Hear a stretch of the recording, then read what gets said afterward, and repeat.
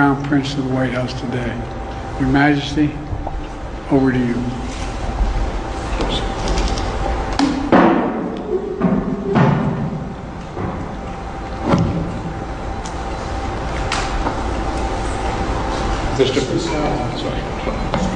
Mr. President, thank you for your gracious hospitality accorded to me and my delegation today.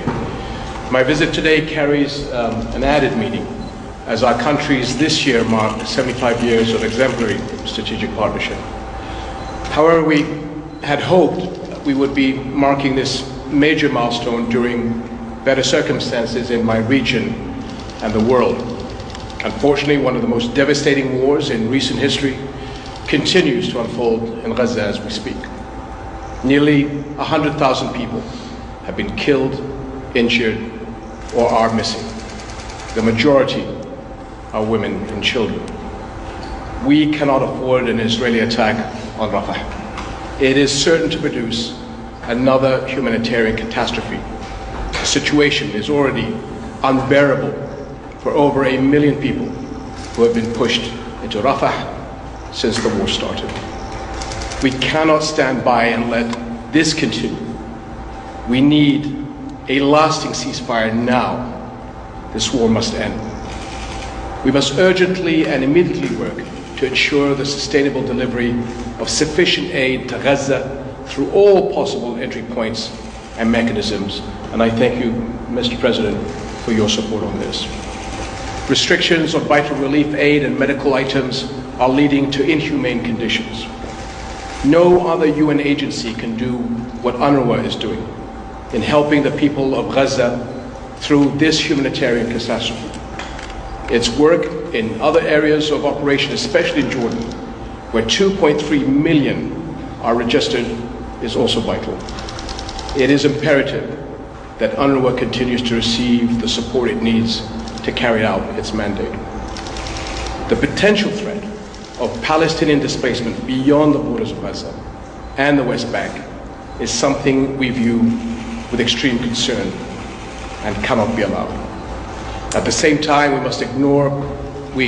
must not ignore the situation in the West Bank and in the holy sites in Jerusalem. Nearly 400 Palestinians have been killed in the West Bank since October 7th, including almost 100 children and over 4,000 injured. Continued escalations by extremist settlers in the West Bank and Jerusalem's holy sites and the expansion of illegal settlements will unleash chaos on the entire region. The vast majority of Muslim worshippers are not being allowed to enter Al-Aqsa Mosque. Christian churches have also voiced concerns about increasing and unprecedented restrictions and threats. It is also important to stress that the separation of the West Bank and Gaza cannot be accepted.